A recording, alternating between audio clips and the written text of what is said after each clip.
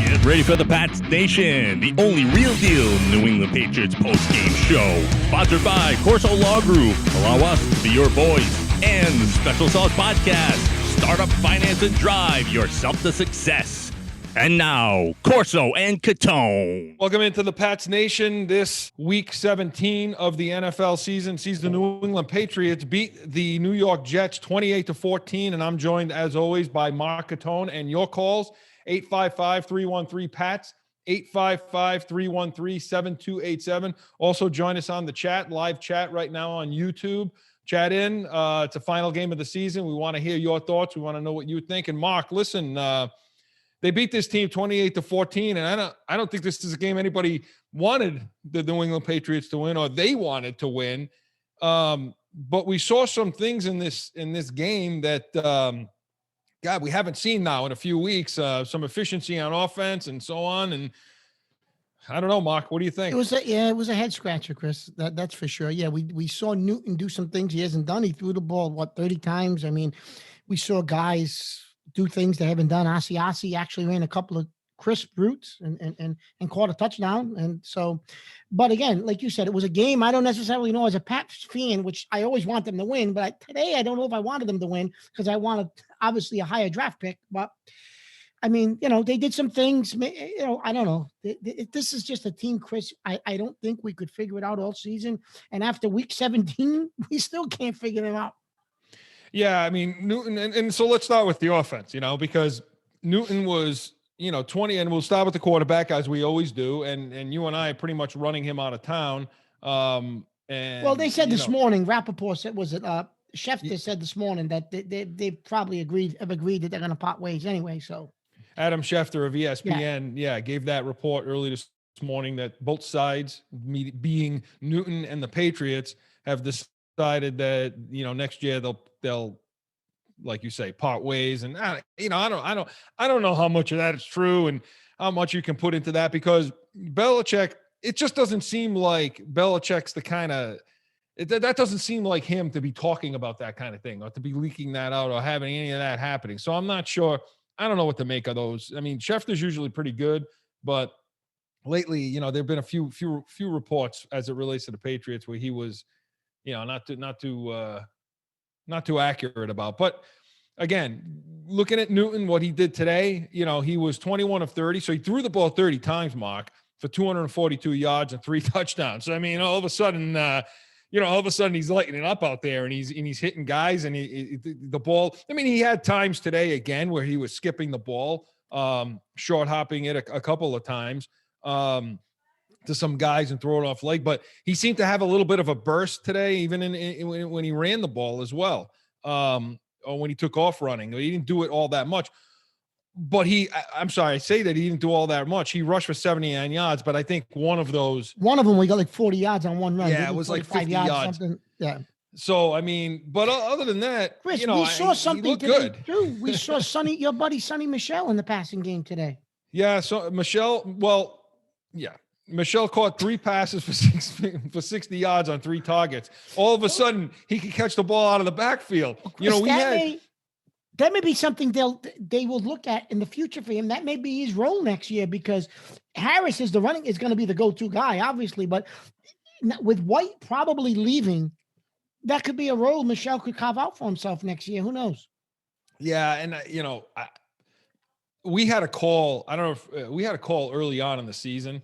Beginning of the season. Yeah, somebody called in and said something about what's the matter with Sony Michel? I mean, why can't they use him catching the ball out of the backfield? Well, whoever that was that called in, it took 17 weeks. But they did it. But they finally have gotten Michel the ball out of the backfield. Some of the things we saw coming out of Georgia that when they drafted him, that we thought we would see more of out of Sony Michel, which is catching the ball out of the backfield and some positive yards that way. And he did it. I mean, he caught 3 times for 60 yards. He rushed the ball 16 times for 76 yards. His average has been spectacular since he's been back from injury. He was coming into today averaging about 7 yards per carry, and today he was about 4.8. So, Mark, when you look at this offense, and I want to break down the positions like we normally do, starting with the quarterback and what you really think of Newton, because we're evaluating this, and this is what you should be doing out there, is evaluating what you see today and what you've seen over the last 17 weeks as to what is necessary, what's going to be needed next year for next season. And Mark, offensively, Well, I think Newton, you're going to move on from, Chris. I mean, I understand he could have threw 7 touchdowns today. I don't care. I think we've seen enough of him that I think you have to move on from him, right? But offensively, we've said all year, Chris, that going into next season, they're in good shape at the running back position with Harris. And I know we're not fans of Michelle, you and I, but he still gives you depth there, right? And I think the kid JJ Taylor, I've said all year, I think the kid's got potential to do something next year. And you can always find serviceable running backs in free agency that they're not going to cost you money. You bring in one of those guys, and he always brings in undrafted running backs after the draft. So we got a good offensive line, I think, coming back, a core group. Well, some of those guys were out today. I think they had 3/5 of the line were out. I think 3 out of the 5. I know that Mason was out. I know Andrews was out. And I think it was, Wynn. Wynn was out. Wynn's been out a couple of weeks. Yeah, Wynn's been out for a couple of weeks. You're missing 3 of the guys. But again, but Illuminor and Uno, say that name, Mark. I never could say his name. They've been playing consistently all season anyway. On the offensive line. But I agree with you. And look, had they played offense this season the way they played today, I think we'd be talking about getting ready for our show coming up for our playoff show, because they were efficient. They took, and the one thing about Newton that I like today is he took what the defense gave him. He did that today, and you saw that in the Seattle game some. You saw that in the Raider game some, where he took what the defense would give him. So a lot of the checkdowns, a lot of things, and he was accurate with the checkdowns. He was hitting White on some of these checkdowns. I mean, White had 4 receptions off 7 attempts today for 31 yards. So he took what the defense gave them all day today, and you start to wonder to yourself, well, if he's capable of doing that, can they, do you fall into that trap of saying, hey, no, can they put it under one of these up on the rafters? And by the way, Mark, do you like my? I love the setup, Chris. I love it. I absolutely love the flags. You and I have been there for every banner raising. It's been so. I've had the same look for those. I've had the same look for every show. We changed it up. Joe told me this week. He said, "Hey, look, we're gonna have to do a little change. We're gonna make your." And listen, for those of you, I am not a good person for change. I'm a creature of habit. I like things the same. I like them to go the same. And so I think it took us, Joe, like 3-4 hours to come up with another angle. So hopefully everybody likes the angle from behind and seeing all the banners up there. And unfortunately, what we're not going to get to see this year. But Mark, I mean, so if Newton's not this guy. Chris, listen, we've seen enough of him. I mean, listen. They played probably they played the worst team in football, probably. I mean, I think if Jacksonville and the Jets played each other, I think Jacksonville would beat them. So I don't know, man. Listen, Mark, we said it last week. The Jets had been playing well for the last 4 weeks. The Raiders gave them, Chris, they gave that game against the Raiders away. Chris, but listen, let's not fool ourselves. We're not. Listen, and I told you this during the game, Chris. So we won 7 games. So maybe you're right, Chris. With maybe more consistent quarterbacking and some other things, maybe you could have won 10 games, 11 games, because it's a bad league. It's a bad league. There's some bad teams out there. There's bad coaches. I mean, the Miami Dolphins won 10 games, and I've watched Miami several times today, this year. How that team won 10 games, Chris, I don't know, because I don't think they're that good. Yeah, they beat us in Miami, and we beat them up here. We split with them, right? I don't think Miami's a good football team. They won 10 games.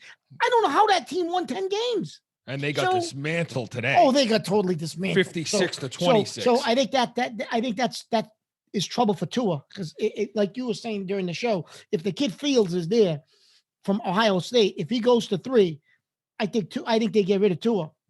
Well, you know, Miami's got the third pick in the draft now. Yeah, I think that's that's a Tunsil trade for Houston, a Tunsil Houston's trade. pick. So you know, if they take Fields, if Fields is there and the Jets don't take him, they're moving on from Tua. Miami will take him. They're moving on to, but yeah, they got dismantled today. So, Mark, I agree with you. I mean, I think that there's a lot of bad teams out there. I think there's a lot of bad. And with that said, though, Chris, I think when we get to our later segment, I know people have really been bashing New England. However, with that fact of when you look at the league, the whole microcosm of this league and the coaching around this league, you could very easily get back to 11 or 12 wins a lot quicker than people are giving us credit for doing. They're like, wow, you know, this is going to be a long process. I don't necessarily know if it will, Chris, when you look at what's in the rest of the league. Well, when you break down, and as we break down the game today, and what we want to do for you is we want to break down the game and what happened on the field today as it relates to what we're going to be doing moving forward. And when you break down that quarterback position, and Steve, a longtime listener here, Steve types in to us, and it just begs this question, and I think a lot of people have out there right now, as it relates to what went on today and the game today. And he types in, if it's true that Pats and Newton are parting ways, why did they start him? Why did they start him all this time? Why not start Stidham, either to give him more experience or a better position for Pats in the draft? So Steve has, and thank you for the chat in, Steve. We appreciate it all season long. I like, Steve, the idea of the better positioning for the draft, because I don't think Stidham's an option, Chris. I think they've made that decision. I think they've seen enough of him in practice. I think they know for whatever reason, they just, whatever he showed them this year, he's not the guy. So I think that's why Stidham has not played. But to Steve's point, well, hey, you knew you weren't going to the playoffs. Play him anyways. Get your face kicked in today so you can get a better positioning in the draft. And Steve brings up a good point. And I think more to his point too, if I'm reading in, and Steve, if we're wrong, call in, chat in. But I think more to his point is, if you didn't think you'd have Newton back, if you were going to part ways with him and you're not going to, that decision has been made already, then why play him as much as you do? That's Belichick's loyalty to a player, because he has sung Belichick's praises. He's done all the right things. That's Belichick's loyalty to a player right there, Chris, I think. But don't you think that's a little, if that's the case, and I've been hopeful that wasn't the case, and hear me out on this. I've been hopeful that wasn't the case, that it wasn't a loyalty thing, that it was a matter of, you know, who he thinks gives him the best chance week to week to win games or to run the offense efficiently. And the reason I get concerned about, is it a loyalty thing, is because now you're taking football out of the mix now. I mean, we've always looked at Belichick as a person who takes all that nonsense out of it, that doesn't bother with all that, you know, that he's going to do what the best decision is for the football team to win games. So if you now start talking about loyalty stuff, but Chris, maybe, you know, and I say loyalty but I think they do think Newton gives him a better chance to Stidham. I think they think Stidham's not in New England's plans, I don't think, going forward at all. That's my vote. That's my answer to all this. So if I'm answering Steve's question, I'm saying to myself, look, the bottom line to me is, they know what they have in Jarrett Stidham, and it isn't much. And as bad as Newton's been all season long, regardless of moving on from him or not, so the question doesn't really become, you know, when did you decide you were moving on from Newton? The question now becomes, truly, who gives you the best chance to win week to week? And I think Belichick truly believes that it's Newton. All the other stuff that goes along with it, that he's a great team guy and all that, that may factor in. See, that's one of those things where Belichick gets away with, you know, that whole loyalty thing and kiss Belichick's ass and all this other stuff. You know, Belichick's way of factoring all that crap in is by basically saying, okay, if you have a great attitude in the locker room, if you have a great attitude on the field, if you buy into the system and you're a team guy, that all makes you the better choice to win games for us. See, that's how he pulls that in. You see, he pulls it into the football part. And I'm going to say something to you, Chris. Listen, I know they're saying they're parting ways, but that's Schefter saying that. We don't know but listen, Chris, if there's no better option out there, and Newton goes out there and realizes there's zero market for me, he could come back here. Because if he has no market, he can go anywhere he thinks he's going. No one's taking him. What else, you know? depending on what. Unless Ron Rivera throws him a bone in Washington, and we've talked about this all year, Chris, I could see Rivera throwing him a bone and saying, listen, come in and see what you got left, right? I'm very interested to see what happens tonight. Because I think if Alex Smith comes in and plays well and takes them to the playoffs, you can't put Newton over Smith. Well, that's the thing. I mean, I think a lot in Washington. I think a lot of Cam Newton's future is going to depend on how Alex Smith is. Believe it or not, because I think you're right. I think that's the only place that he'll be trusted after. Look, if you break down this film all season long, Newton's film, I can't imagine anybody sitting there saying, let's bring in Newton. Rivera will do it because he has a trust in him and he has a belief that he can do it. So it depends on what Alex Smith does there. But you're right, Mark. So this will really what will really be able to tell if Newton's back. It's going to be really in Belichick's hands, because I think if Belichick wants him, I think he's here.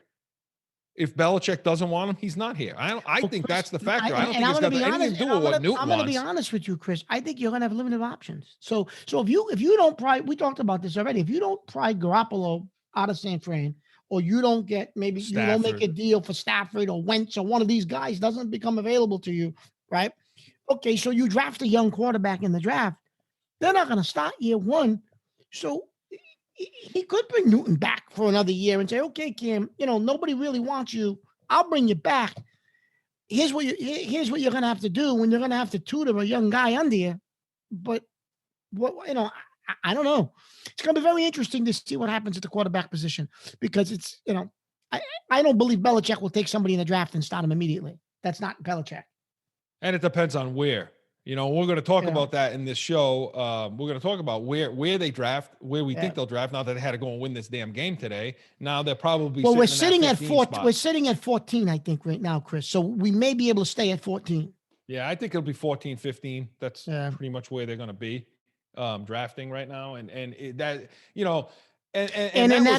position last year, Chris, you would have got CD Lamb. Yeah.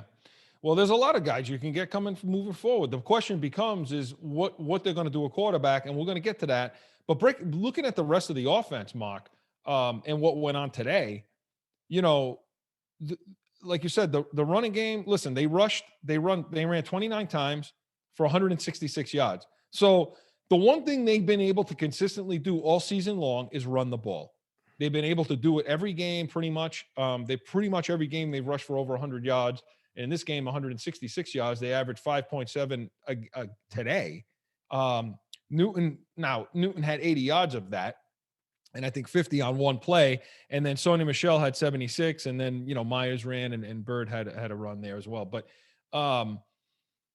so I think when we talk about the backs, and we've talked about the running backs in this situation, I think Harris is, they were highlighting some of this in the broadcast today, talking about what are the bright spots for the Patriots. They didn't mention Harris, but we need to. I think Harris is that guy. You've been talking about that for 2 seasons now. Harris, you think, is going to be the guy. I think he's a guy that could lead the league in rushing. So Harris is going to be there. Michelle, look, I've been saying this all along, and I'm not going to get off this. I think that they should put him on the block, and I think they should trade him. I think, especially given these last 3 games that he's played, he's given them the opportunity now to be able to get something a lot better than we thought they would be able to get when he went out with that injury. Don't you think, Mark? Yeah, no, I agree.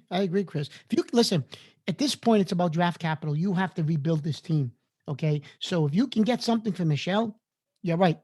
Do it, because you need draft capital. You can always pick up a running back. If you know Harris is going to be your starter, and you got JJ Taylor coming back, who we think has got potential out of the backfield, and you trade him for a pick, right? You need all the picks you can get. I agree. I think so. Because like you said, for no other reason than that reason of you can get a back. You can get a serviceable, good back that can rush. I mean, look, there are teams that bring backs in that lead the league in rushing that were nobody the year before. So, I think we're okay. And we talked about the offensive line. I think the offensive line is going to be fine. The one thing we will talk about when we talk about free agency in a few is, who are some of these guys? Because the 2 big guys that are on the free agency list, and I was wrong last week where you had asked, is Andrews a free agent? And I said, no, he is. Andrews is a free agent along with Tooney. So that's 2/5 of those are two If big. I had to pick between the two, Chris, I would say re-sign Andrews. Yeah, I mean, you're always going to want the center. I mean, Yeah. you're always going to want to get a center, give the center the money versus a guard. But I think they have some depth there. There's not much depth on this team up and down the roster, but I think at offensive line, I think they're solid, and I think they're going to be solid. And so we, the running backs, the quarterback, the offensive line. And Joe, can we, I want to get to before we go to break, I want to talk about wide receivers. So I want to really finish this with the wide receivers, because that's the problem. All right, good. So that's the issue this team has. It's the issues they've had all season long. And today, again, there were 30 attempts, 22 receptions. So Myers, to me, still continues to improve. I think he's found his place on this team. Myers found his place. Myers is somebody. He's a keeper, Chris. Like we said, he could be a good, solid 3-4 receiver for you. If he keeps developing. And we've talked about Bird. We've talked about Harry. You don't have much else other than Myers, right? I mean, Olszewski, maybe he develops into an Edelman type. Has shown some good at special teams. They still haven't used him enough at wide receiver. Maybe next year that's his next thing. Like, it took Edelman a couple of years to become a receiver. Maybe that's the next thing for this kid. Maybe next year's the year he becomes a receiver, right? I don't know. He caught 2 today for 14 yards, but I will say this. If you asked me the question about Gunnar Olszewski 4 weeks ago, 5 weeks ago, I know I made the statement on this program that he doesn't belong on the football. No, and listen, he had a bad game. Remember, Mark, in your defense, in my opinion, you were right. I mean, what he was doing, and even in the return game, I mean, he was bringing balls out of the end zone and doing things and even in the punt return game. He just didn't seem too disciplined, and his route running didn't seem to really be there over the last 4 weeks. Okay, so I don't know what clicked with him. But obviously in the punt return game, he's been spectacular. Yeah. And I think special teams as a whole has been really, really good. If you're going to take something, that's been a bright spot. The kicking game has been good. The return game has been good. I have no issues with how the special teams have played this season. I really don't. But I think I watched him today running some routes, and it looked a little crisper, a little cleaner. Talking about Gunnar now. And you're right, Mark. Maybe he's a guy that can step in, and this would be what next year would be year three. And maybe he's a guy that can replace, because I think Edelman, I think that's it for him. I think that's it for him, but I think maybe he can roll into that type of a role for you. He's the next guy, right? You got Welker, you got Edelman, maybe Gunner's the next guy. I don't know. We'll see. He certainly has the size, the speed. He's tough. Tough kid. He's a tough kid, but is his route running ability that we don't know. Can that improve to where and then of course there's our buddy, the first round draft pick. See, now that's why I wanted to go over a little on this on break, because this is the guy. Because how do you look at it? Because there's Patriots fans out there to look at N'Keal Harry and like everybody else does. Finally, Burt Breer of the MMQB has finally said he's a bust. I think the so-called experts are starting to come around to the fact that this guy's a bust. And when we talk about Pats Nation knew he was a bust last year. I know. When we took him, the minute he took him, and to say nothing about the fact that when they were drafting him, a report came out this week that it was Belichick that was basically listening to his friends in the college ranks, coaches and otherwise, over his scouts. That his scouts didn't have Harry anywhere on the board, and here he comes and listens to some college. And listen, when you listen to when you're a coach and you listen to college coaches, everybody's got an agenda. I mean, everyone has an agenda in college. Every coach in college has an agenda for why they're telling you what they're telling you. And I would think by now Belichick would understand that. But to not listen to your scouts, if that's true, I think that. And we can get into Harry more when we talk about the free agents, Chris, and why we need a free agent wide receivers. Yeah. But again, I think Harry, but the question becomes with him, he's going to go into year 3 out of 5, potential 5, year 4. They'll never pick up the option. So year 4, he'll have 4 years as a rookie. When you come in as a first round pick as a rookie, you have 4-year deal, and then you can have a 5th-year option the team can pick up, which I doubt they'll do. So do you try to trade him for something? Do you try to move on from him, or are they just going to put him on the roster just because he's a first round pick? Well, he'll be on the roster next year, Chris. No one's taking him. He'll be on the roster next year.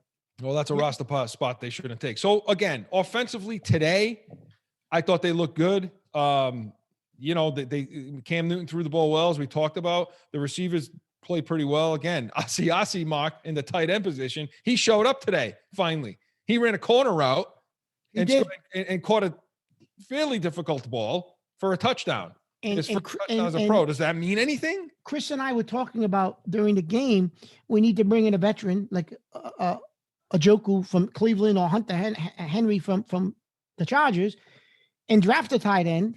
And then you have a veteran, you have a draftable guy. I guess you have Asiasi as your third tight end. And we talked about making Keen an H-back type of a player. You're not a tight end. You're not part of that group. And then all of a sudden, Asiasi today shows something. So, I don't know. Well, but is that indicative? Is that something that they can build on, or he can build on moving forward? Maybe. I don't know. I know we're going to get the break, but maybe.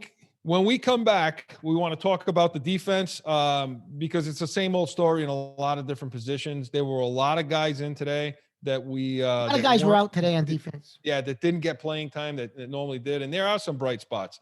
When we come back from break, more Pats Nation after this.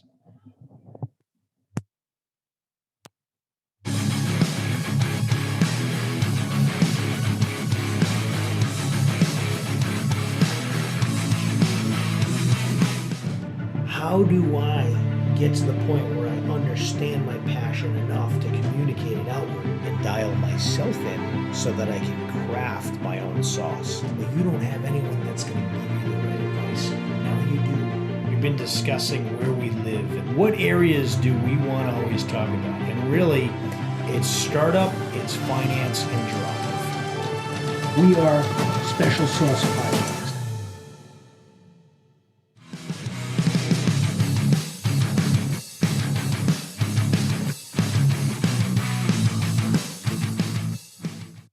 Back in with more Pats Nation, Corso and Catone. And Mark, defensively today, look,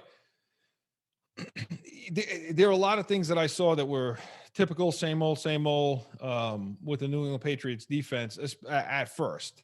And to break down some of these numbers, Darnold today, who, by the way, if he's a guy that Patriots fans are thinking about possibly bringing in,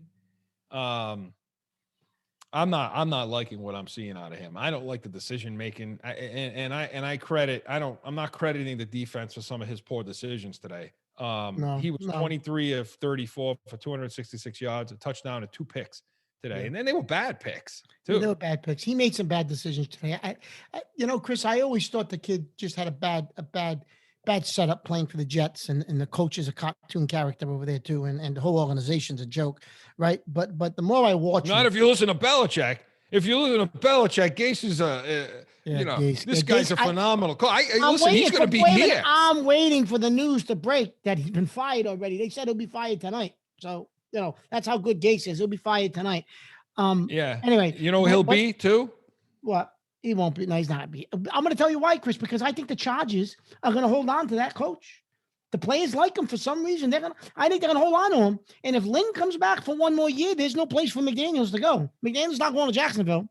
Listen, I think Gates is part of this team. I think he's part of the coaching staff, regardless of if McDaniels. Well, what's he going to do? Come coach? What's he going to come coach quarterbacks? Maybe come coach quarterbacks. We lost that quarterback coach, right?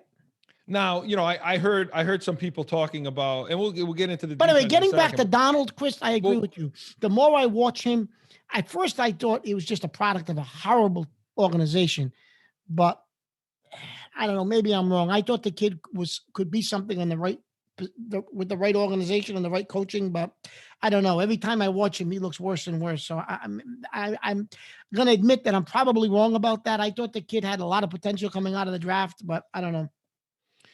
Well, look, and what I was going to say too, just lastly about Gates is Gates or whatever the hell his name is. I heard the experts talking about him as a position coach.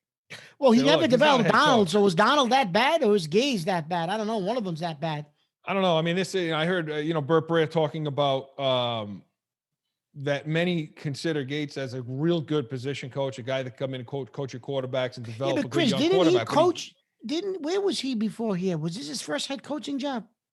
He was in Miami. Yeah, he got fired there. So what the hell makes them think he can develop anybody? He can't develop the bottom of my shoe. He hasn't developed Donald. What? Who the heck's he going to he- develop? He can't develop anybody. He hasn't He's developed. I don't want anybody that's been associated with the New York Jets. I'm going to tell you that right now. Belichick was a Parcells guy. That's okay. I don't want it. The New York Gase stinks. He ain't nothing. He stinks. So the defense today, Mark. So when we break down their performance today, look. First of all, leading the team today in tackles was our friend Bentley. Now, Bentley, I don't think Bentley was supposed to really play much today. He wasn't supposed to because but he Phillips did. went down. And may I say this about Phillips? I've been down on this defense all season long, and I think rightfully so. I mean, look, a lot of times this team has just stunk. They stunk on the edge. They stunk up the middle. The secondary was always liked. We told you about how late they are on things. Their coverage is soft. They don't challenge passes. But one of the guys that we continue to give props to all season long was Phillips. And I thought that Phillips, he got hurt today, and that's why I think Bentley was playing, more. But they started, if you notice, they started Phillips today at inside linebacker.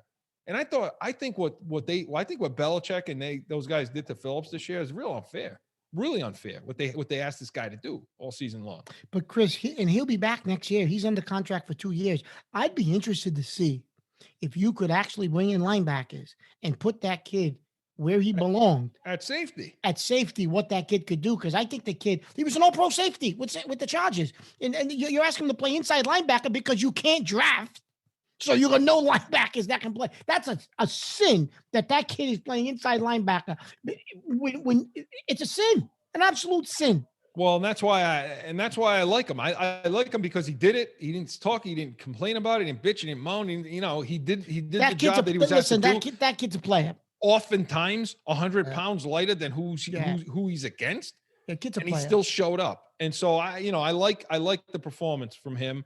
Unfortunately, he got hurt today and went down. Bentley came in today, Mark, and I thought he played pretty well. He had 4 solo tackles. He was in on 7. He did. I thought he played okay. He missed a couple of tackles, but he did. He played okay. Listen, but Bentley, Chris, I think is a solid. What you asked him to do today, he's a guy that is an extra piece, a backup type of a guy that can give you X number of snaps, and that's all he's going to be able to give you. But he's not the lead guy, and you got to get that lead guy, and Bentley can back him up. And that's your dog's favorite player. Because every single time. He barks when we bring up Bentley. Every single time we talk about Bentley, the dog goes nuts. He's been going on for 17 weeks. You gotta get that dog. With this dog.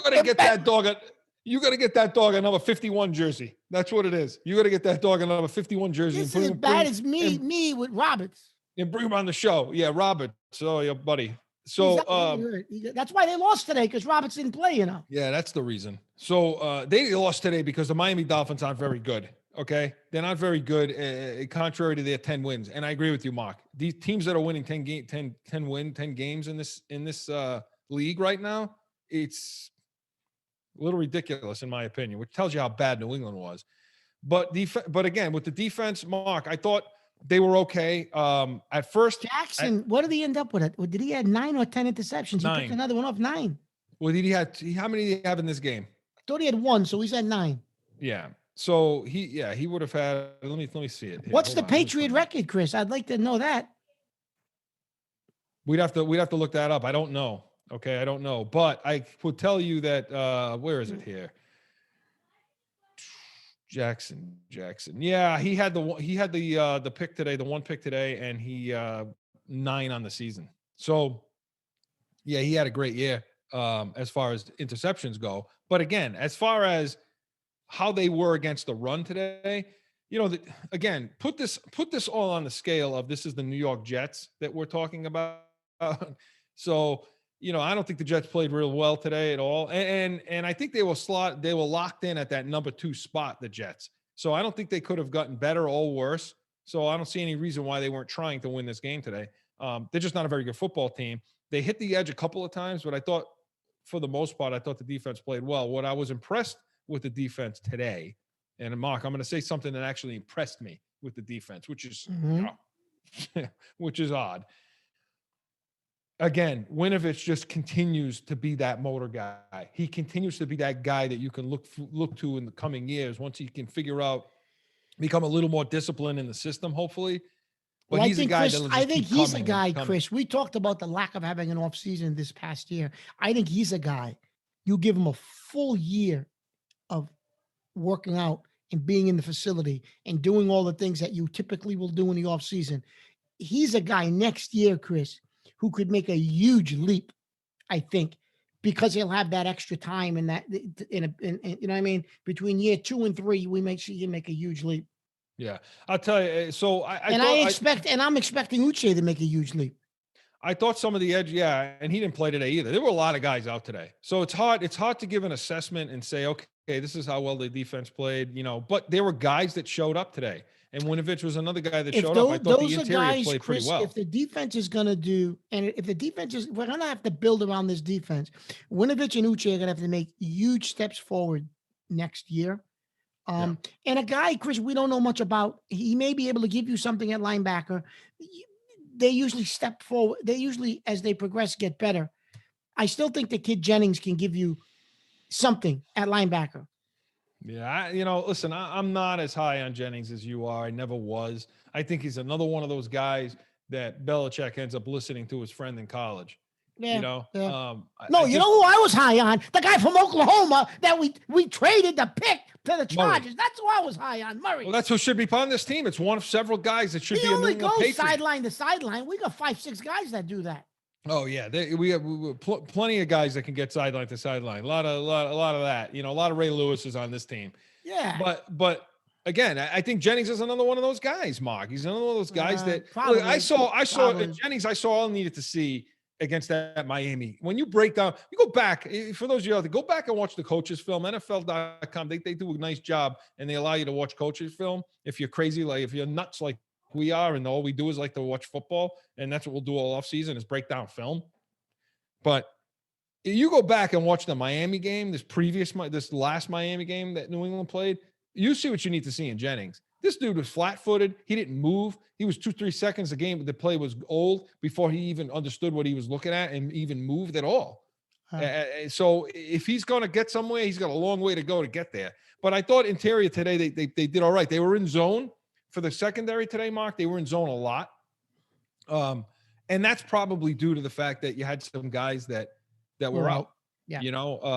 Absolutely. They threw for 260 yards as a team. Did the Jets, which that's not that bad. I don't think that's too bad.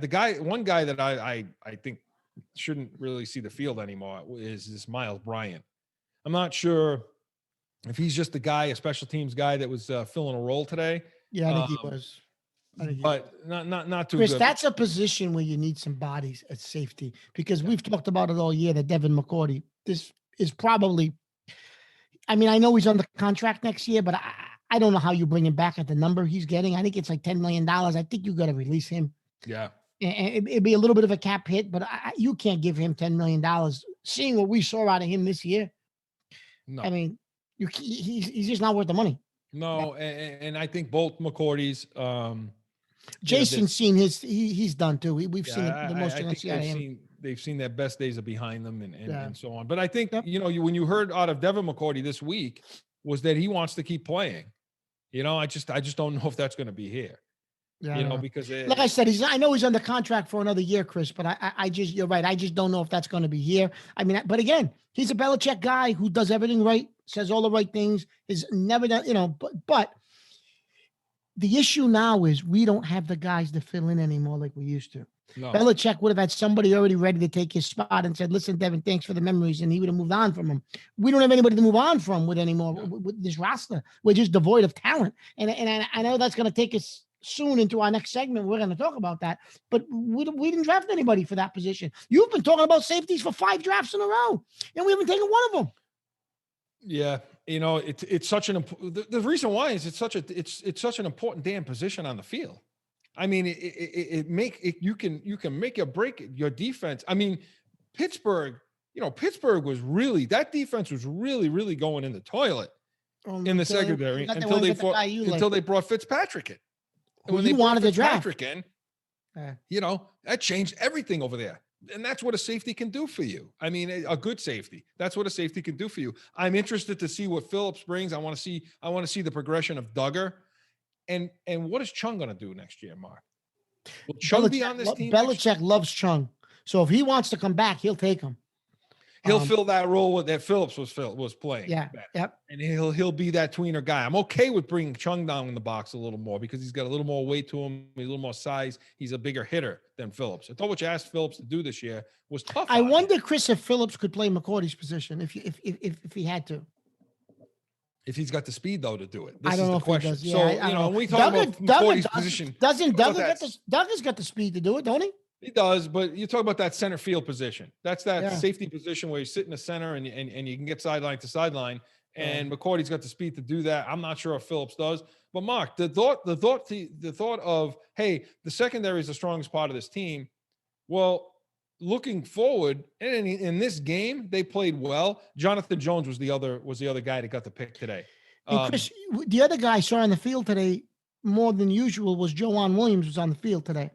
Well, I think all hands were on deck today. I think you had some guys. I think the McCourty brothers were limited. And then the other issue is going to be, what do you do with Gilmore, Chris? Is he back? You're going to pay him that money for a year? Well, see now, no. If my guess is he wouldn't want to play anyways. He wants more money. Yeah, that he's not going to play for $7 million. I mean, that's what he's due. He's due $7 million next year. So you're going to have to trade him. I wouldn't play for $7 million. You'll play for 7 cents. 7 million. You'll suit up for 7 cents. The shape you're in now, 7 cents you'll take. So McCourty, listen, Gilmore's not going to take $7 million to play. Look, and the bottom line is this: did they give him an extension? Are they going to be able to give him an extension? Is this injury that he has significant enough to turn teams off to want to give him that max huge deal?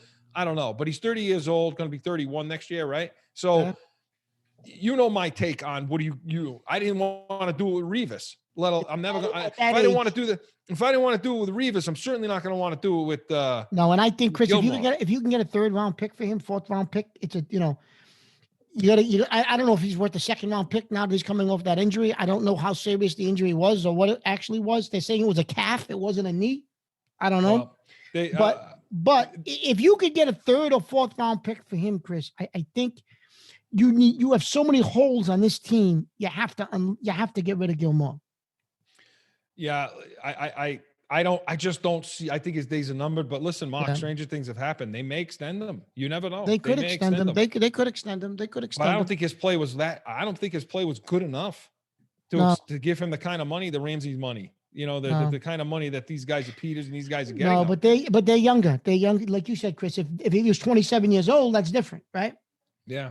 And the question also becomes, is J.C. Jackson? Well, J.C. Jackson, Chris, I know he has 9 picks, Mark, but listen, J.C. Jackson, Chris, I think because of his age, you got to try to extend him. He's a restricted free agent. I think you try to extend him just because of his age. He's a young guy. He's only 25 years old, 24 years old. He's somebody you give a 4-year deal to, I think. Yeah. So again,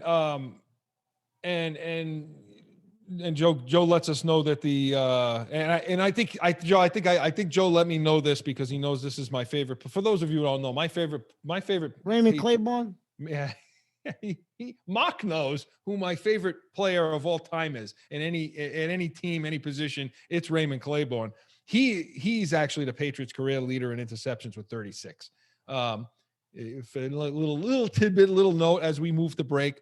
So Mark, defensively, Chris, they got a lot of decisions to make. They do. They got a lot of decisions to make, and that's an area that there's a lot of work that's going to be done. So we're going to talk about that and some of the offensive decisions. We're going to break down the draft, do our final Brady Belichick segment when we come back from break. More Pats Nation after this.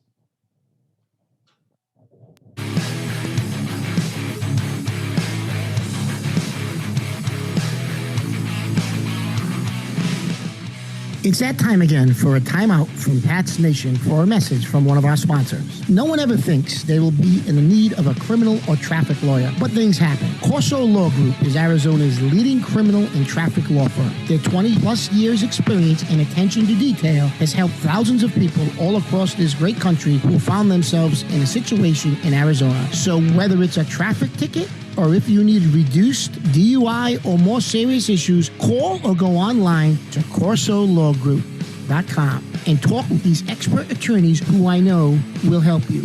Corso Law Group. Now back to Pat's Nation.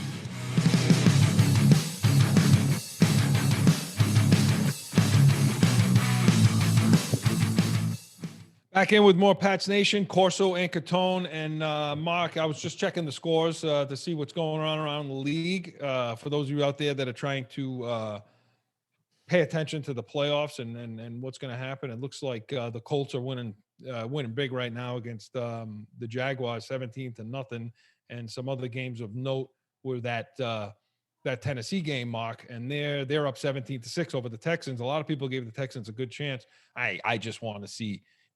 I'd rather see the Colts win that division. I can't stand Vrabel. No, I know that, but that's not going to happen. But so Mark, moving forward now with this team, and you know what? Before we do that, let's talk about your best friend down in Tampa, and we want to get to that. Our Brady, our final for the season, Brady Belichick segment. For the season, and sponsored by Studio 42 Graphic Designs in North Providence, Rhode Island. Check them out. Get on their website. Take a look at their work. Excellent work. They're just professional and they're great at what they do. See Mary in there. Studio 42 Graphic Designs. Mark. So today, Tampa ends up winning that game, and a lot of their games today, a lot of their games have been, keep the team, let the team hang around, and the Falcons hung around today. It was a 3-point game for a while, then a 10-point game, then back to a 3-point game, and then all of a sudden, finally, Tampa pulled away. Brady was 26 of 41, so the percentage wasn't really spectacular, but he was 26 of 41 for 399 yards and 4 touchdowns. Mark, he's won the season, obviously. Well, he won the season, Chris, just because, let's face it, they're going to the playoffs. Why not? Right. So I guess just 11-5. They won 11 games. They're going, he won the Belichick Brady for the season, and no matter what happens in the playoffs, he's going to the playoffs. Yeah. And Antonio Brown, your other friend there, he caught 2 touchdowns today. He had 11 receptions today for 138 yards. Listen, Evans went down. But it ain't going to be a big loss for them because Brown's going to take Evans' spot, and Brown's going to put up huge numbers in the playoffs. And how does it work out for them? They catch the NFC East.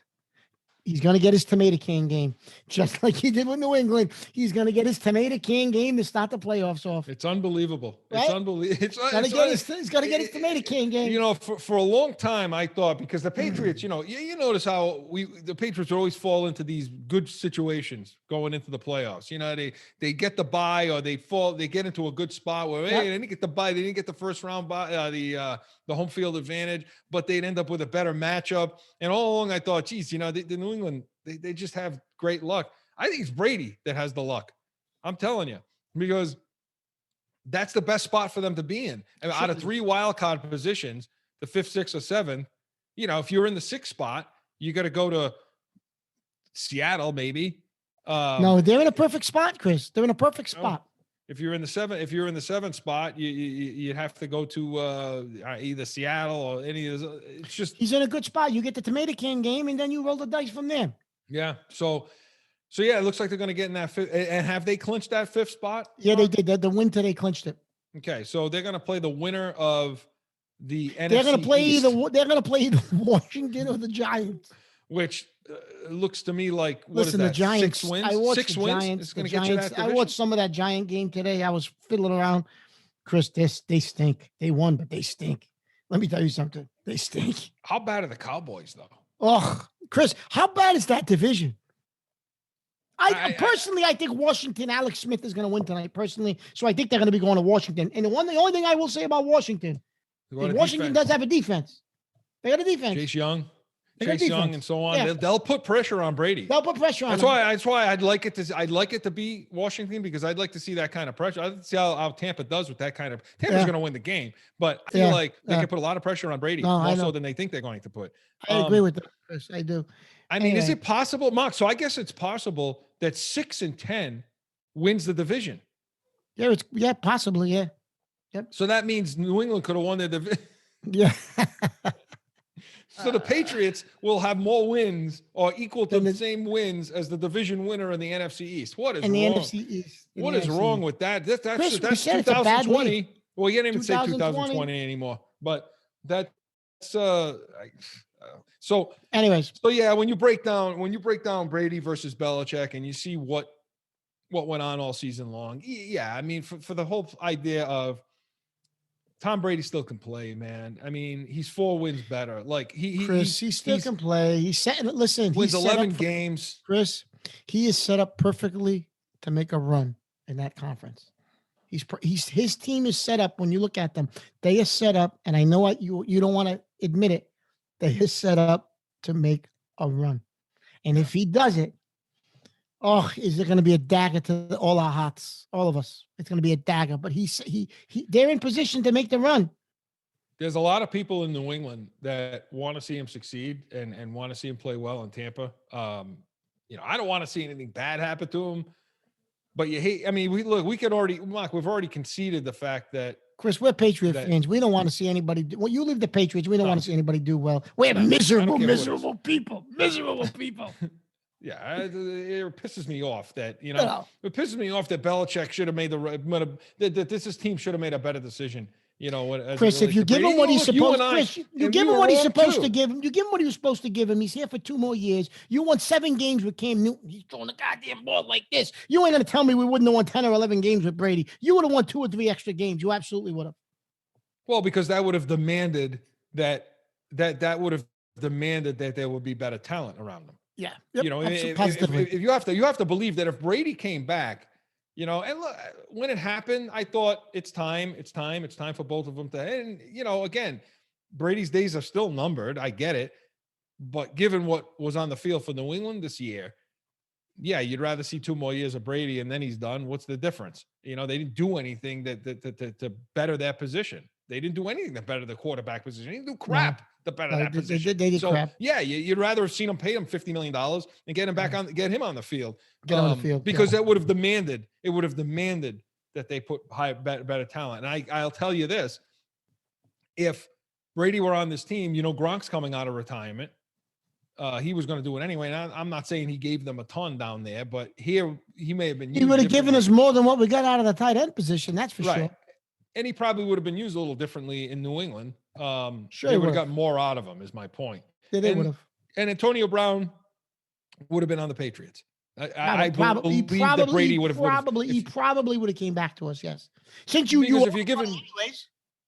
you're giving Brady $50 million, you're going to give him the guy he wants then too. And that was Brown. So. Yeah, Mark, I believe so. They probably bringing up Antonio Brown, Chris, is a good segue into our next section here, which I know you want to get into some of the free agents that are available around the league. So why don't we start with wide receiver, because that's our position of greatest need, I believe.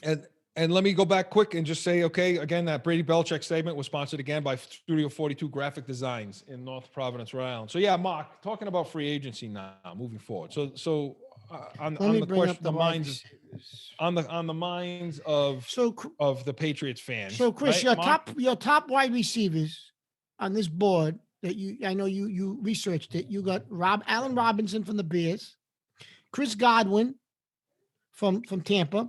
You got Juju Smith-Schuster from Pittsburgh. He seems like he's another crackpot. You got Kenny Galladay from Detroit, AJ Green from Cincinnati, T.Y. Hilton from Indy, Sammy Watkins from Kansas City. And then there's other guys at the bottom. You go Will Fuller from the Texans and some other guys. But just that top group, top group of 6 or 7 guys. I think a guy like Chris Godwin would fit our system perfectly. I think a guy like, Kenny Galladay from Detroit would fit here as well. Guys that may not be, elite like I don't know. I don't think you're going to get a guy like an Allen Robinson, and you're not going to get AJ Green. You're not getting those guys. T.Y. Hilton, I don't think Indianapolis will ever let him go. I think he'll sign there. They'll somehow work something out with him, even if they're going to franchise him for a year. But, my question to you, Chris, is you look at these guys without a quarterback, all the money being equal. The Patriots offer you X number of dollars. Somebody else offers you X number of dollars. With all things being equal, without a quarterback, will a receiver come here? There's a lot of teams. There's a lot of teams that these guys go and play for that don't have quarterbacks, that don't have a good quarterback. That's true. I guess that's true, Chris. I guess the that's difference true. is, but, though, but Mark. My question is, though, on top of that, Chris, is will Belichick waste his time spending money on a receiver if he don't have a quarterback? I don't think he will. Well, see, that's what I'm saying. The better question, Mark, isn't the fact that they don't have the fact that who's the quarterback. That's the question. Who's the quarterback? That's what will prevent a free agent from coming. Not so much is your quarterback not good enough. It's not solved. Yeah, you don't have a plan. That's a good point, Chris. There's no real plan for the Patriots right now. A quarterback, there isn't. The only quarterback they have on the contract is Stidham. And to answer those questions from the first segment we did here today, I think they believe that Stidham's not a good, just can't get it done. He's not a good football player. He's not a quarterback, or he would have been on that field. So I think when you go down that list, so the first hurdle is, can you get a big money receiver to come? No, I think you can. I mean, money's money. If you're paying and they're just not. The Patriots have got to get into another mindset that they're not used to being in. It used to be that, hey, you come to the Patriots, take a little less. You want to come to the Patriots, you get to try to win a championship. You get to do these kinds of things. Well, that's not the case anymore. They're everybody else. They're the same as everybody else. So they have just as good of a chance as getting a wide receiver to come in as Jacksonville does. Here's the difference. The Crafts have got to wrap their minds around is you're going to have to pay. You're going to have to pay. That's it. Now, their coaching situation is better than most. I mean, for whatever we said about Belichick all season long, I still think he's the best coach in football. Chris, they got but the other issue is this, Chris. They've made money and saved money for 20 years, right? For the last 10 or 12, maybe not 20. The last 10, 12 years, Chris, the way they've done things here, they've never had to overstretch to bring in guys and overpay. So if you've got to overpay or pay market value for 2 or 3 years or 4 years to get this thing turned around, I don't think Kraft will have a problem doing that, Chris, because they're businessmen, right? So, I don't think that would be an issue. Telling them, you have to pay now, guys. You've been taken care of all these years. We've never overpaid for anybody. We may have to do that to rebuild this thing. Well, and when I look at this list, and I go down the receiver list, and I look at these, you want to take T.Y. Hilton out because you're right. I don't think they're going to let him go anywhere over there because they don't have a lot of big time free agents that they need to sign. So they'll work something out with Hilton, or they'll franchise him. I look at this list, and the guy that I think, the guy I would like, and it's funny because I actually had a friend of mine tell me this week, who's a big Steelers fan, let me know that, do you really want Juju? Do you want Juju? He's dancing on the logos. He's that kind of guy. He's not, yeah, I do. I want a guy with attitude. I want attitude. That's the position that you want to have attitude. You, Michael Irvin, you know what I mean? Like, you want a guy that wants to dance on other guys' logos. That's what I want. I want a guy that's going to get up and fight and punch. And so to me, that would be my guy that I would target. Because when I look at this list, I think to myself, what are we doing, Mark? Are the Patriots going to draft the number one, or are they going to get a number one in free agency? Well, that's the get it. Well, here's the thing, Chris. I think, listen, me personally, I love both receivers from Alabama. If the kid Waddle's there when we pick, you take him. If Devontae Smith's there, you take him. However, if you can get Juju Smith-Schuster, well, now you can use that pick on somebody else, right? And we talked about this, but can you get a guy like Juju Smith-Schuster? If you can, great. You still need some, but you still need anyone else. Listen, Chris, you still need some other help at receiver. He's not your only answer. That's one guy. You got nothing at receiver. Let's face it, other than Myers, and Myers is a 3 or 4, you have absolutely nothing When I say nothing, you have nothing at the wide receiver position. Well, that's So the whole. That's you my need point, a though. lot of bodies there, Chris. And you brought this up numerous times to me, Chris, that there are guys in the 4th and 5th round who are making contributions as receivers in this league. They're fast, but you got to draft speed. And that's something Belichick doesn't do at the receiver position. He doesn't go draft somebody. Maybe the guy can't run a route, but he runs a 4.3. Draft him in the 4th round. Take a shot on him. Yeah. We don't do that. Mark, when the thing with me, the thing that I look at and say is, okay, because when I look at this list of free agent wide receivers, and we got to get to other positions, but when I look at this list of free agent wide receivers, I look, who are the number ones on this Well, list? Chris, I'm going to tell you something, though. The guy that I do like, I will say this, because I think he could catch 8. I think he'll go somewhere and catch 75 passes somewhere else. I just think they got so many other people to spread the ball out to. I think the kid from Tampa Bay, Godwin, I like him. I think in our system, Chris, he could catch 70 balls here. I'm going to be honest with you. And see, that's one of the guys I look at this list and I say, is he a number one? When I look at the list and I look at who are the number ones on this list, Well, I think, Chris, I think, but well, listen, Chris, Mark, listen, hold on, listen, wait. But was Edelman a number one? Really? No, Edelman's not a number one. No, but he caught one. 70 balls here. He caught Is what I'm saying. over 100 passes, but he's still not a number That's what I'm one. saying. When I listen, let me, when I say, indulge me here, will you?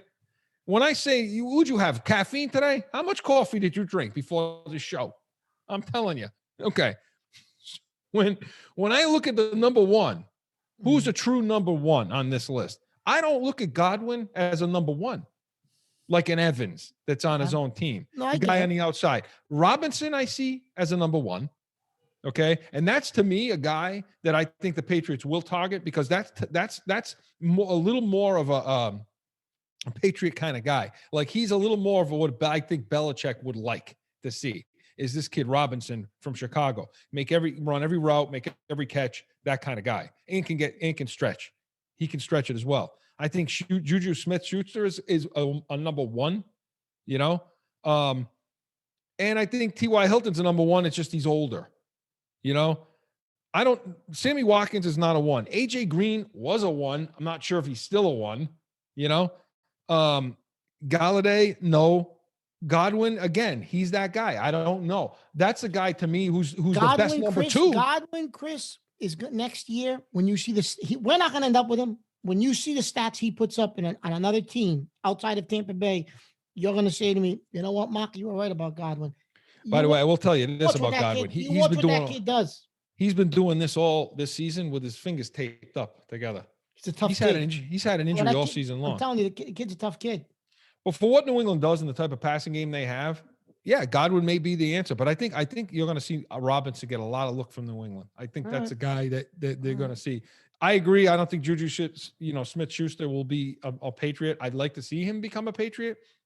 But Mark, to answer you, if you bring a guy like that on this team, why not draft Waddle? Why not draft Smith? Why not draft those anyway?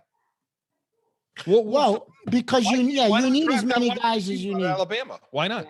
Listen, if you brought in Juju Smith-Schuster, say hypothetically, I'd love to bring in one of the Alabama guys and put with him. And then you got Jacoby Myers as your 3. You're all set at receiver. And then if Gunner gives you something, well, you're all set. All of a sudden, receivers become a strength of your team. Right. And there'll be some other guys. Now, there's some guys on this list, like a Fuller, like a Lazard, Marvin Jones. These guys are number 2, number 3s, and a good solid that you can bring in if you're not going to pay a ton of money to do that with. And those are guys the Patriots typically bring into those type of guys, Chris. Right. A Lazard, a Fuller. They're not going to go to that elite level, but they'll bring in a couple of those guys. So we'll see. In the other position, Chris, I'd like to really look at. Well, wait. Let me just finish. So to end this, to me, you're picking 15. To me, you bring in one of those guys, a Robinson, a Godwin, a Smith-Schuster.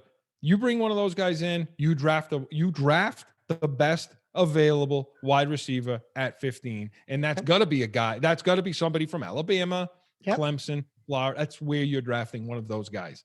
Okay, but go ahead, Mark.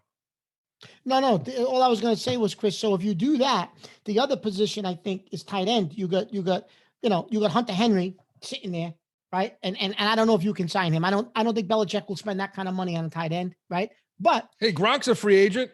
Yeah. Listen, But I think you could bring in, and for some reason, Mark, what do you think? What do you think Gronk got for Christmas? Chris, he's what do you not think on was this on the list. Gronk? What do you think was on the Gronk's Christmas tree? That for girl, Christmas? the blonde in a bathing suit, that blonde he's got with a bunny's head, with a Playboy bunny hat on. What do you think he had under the tree? Right on. Go ahead, Mark. Break down the tight ends for us. Chris, I don't see a Joku on this list of tight ends, but he is a free agent from Cleveland. For some reason, he didn't show up on this list. So you've got Hunter Henry. But is he a free agent, Mark, or did he? No, he is. This is the last year of his rookie deal. This is his 5th year. Yeah, he is. Okay. You got Jared Cook from New Orleans, who we talked about would be a veteran. Maybe you'd bring in for a couple of years if you got a good young tight end to develop with them. And a guy, I know they got the guy from Tennessee on here, Jonnu Smith. I mean, I'm not so crazy about him. Gerald Everett from the Rams. He's okay. I think you're looking at Henry, Cook, and Njoku are your 3 big free agent tight ends. And if you could land one of those guys, and I think you're okay at tight end. If you get one of those guys, it gives us Asiasi a chance to develop. And I still think you draft one. Yeah, the problem is when you look at the tight end position again, and this is all about how does Belichick view these positions? And see the problem, Mark, the problem that we have, and we talked about this week, you and I did. The way Belichick looks at drafting in these positions is outdated, in my opinion. He's looking at the versatility. So especially when it comes to tight end, he does this with linebackers too. Does this with linebackers where he likes that versatility. So it's a matter of, in fact, I read a story this week where an NFC scout or a high player personnel guy on an NFC team basically said, and I'm paraphrasing this, but he basically said the Patriots have no talent. They have no talent. They haven't drafted any talent. They have a lot of guys that are specialty guys, and Bill likes to do that. Bill likes to draft guys that are specialty kind of guys, but there's really no room in this game anymore for that type of guy. Okay. And I'll even take it a step further to say this. It isn't that he wants to draft a specialty kind of guy where he can just fit a certain role. He's drafting guys that are versatile in those roles. So like Belichick always wanted a guy that can play, say, inside linebacker, outside, can play safety and backer and cover and, guy that can do different things. Offensive lineman that can play all 3 spots, can play center, can play guard, can play tackle, can do it all. That's kind of like what Belichick does. And he does this with the tight end position too, where he's looking at a guy, he wants a guy that can catch the ball and block. And I'm sorry, Mark, but the way the college game is set up now, it's set up very much like the pros, where it's specialty now. You're not going to get a guy anymore that can do it all. I mean, you're going to, but it's just hard to find now where you can get a guy that can block and catch and run good routes. It's all specialty situations now. So you're drafting like 2 different guys to do one job, basically. Yeah. And Belichick can't seem to get his damn mind wrapped around that fact, in my opinion. No, I agree with you. I agree. And now you got a guy like you guys. So now you got a team that has a guy like Asiasi and Keene on here. So I would agree with you, Mark, to say, hey, you could bring in a Jared Cook and say, he could be a veteran guy until these guys develop. But I'm not sure if these guys are going to develop. No, you got to draft the tight end, Chris. Listen, it's a good tight end class coming out. You've got the kid from Miami of Florida. Love the kid from Ohio State. You got the kid from Ohio State. You have the kid from Texas A&M I was watching yesterday is a strong tight end. There's tight ends. There's about 5 or 6 tight ends that are going to be bona fide NFL tight ends coming out of this draft that you'll get in rounds 2, 3, 4. So when you look at the free agents tight end, and we love to have Pitts from Florida. Well, obviously he's the number 1, right? He's gonna go in the top 15 picks. But I like the kid from Ohio State. He showed up the other night for sure in that game. Kid's a player. He's a guy that can give you work on the offensive line. He reminds me of a little bit, Chris, a little under the radar, but he can give you work on the offensive line. Believe it or not, and you may think I'm crazy. I think that kid from Ohio State reminded me a little bit of Kittle. Yeah, I think he's a little bigger. He is bigger. He is bigger, but he reminded me a little bit of Kittle. Yeah. I mean, he has that motor for sure. Get that motor, No, But we'll listen. see. Okay. So here you go again now. So now we're drafting the tight end again. eh, I don't know Listen. that they'll do that when they took 2 shots in the third I round. know that, but you took 2 shots and you fired blanks. I mean, Jesus Christ.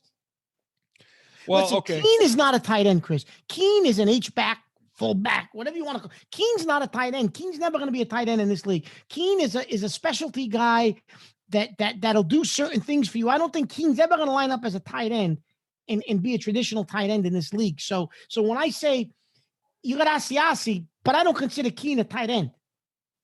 Well, look, to me, when I look at I know this he was list drafted as one.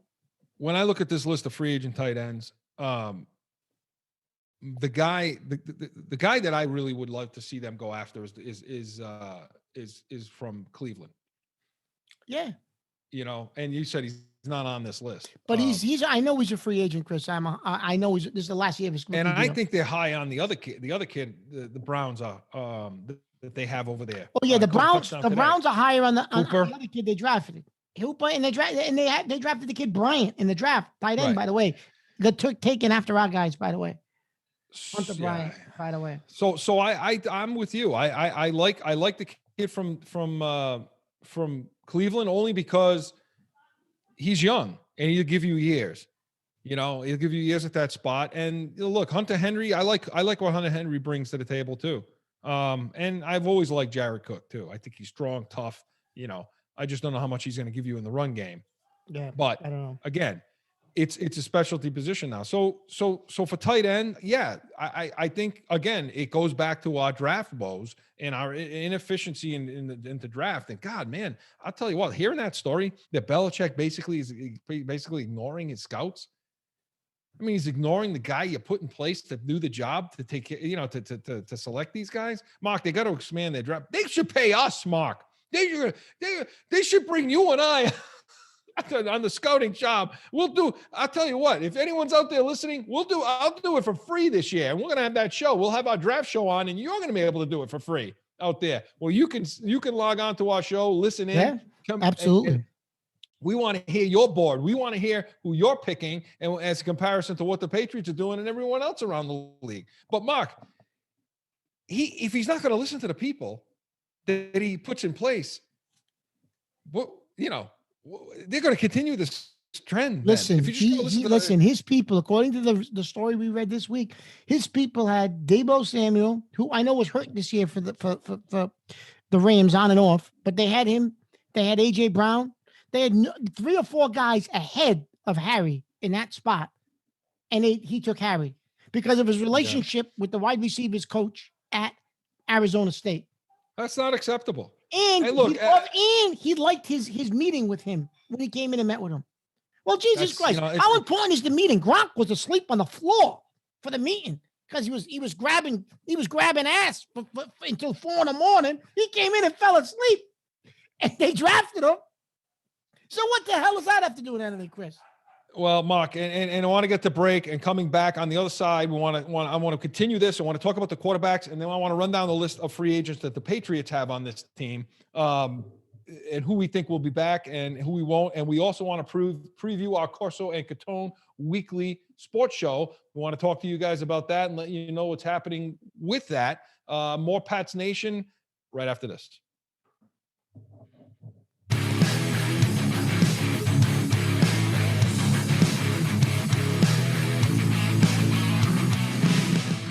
It's that time again for a timeout from PATS Nation for a message from one of our sponsors. No one ever thinks they will be in the need of a criminal or traffic lawyer, but things happen. Corso Law Group is Arizona's leading criminal and traffic law firm. Their 20-plus years experience and attention to detail has helped thousands of people all across this great country who found themselves in a situation in Arizona. So whether it's a traffic ticket, or if you need reduced DUI or more serious issues, call or go online to CorsoLawGroup.com and talk with these expert attorneys who I know will help you.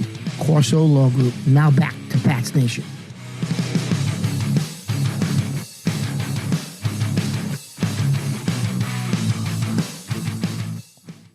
Back in with more Pats Nation, Corso and Catone. And Mark, we're going through some of the free agent list. I know it seems tedious, but this is where we are now, Mark. It really kind of sucks, doesn't it? To be for the first time in a long time where we're sitting here not looking forward to the playoffs or the playoff matchup or breaking down that matchup for the New England Patriots. Man, I'll tell you, what a dose of reality, what a slap in the face to us and all New England fans out there that have to do what we're doing right now is to get a head start on March, talking about free agency. But hey, you know what?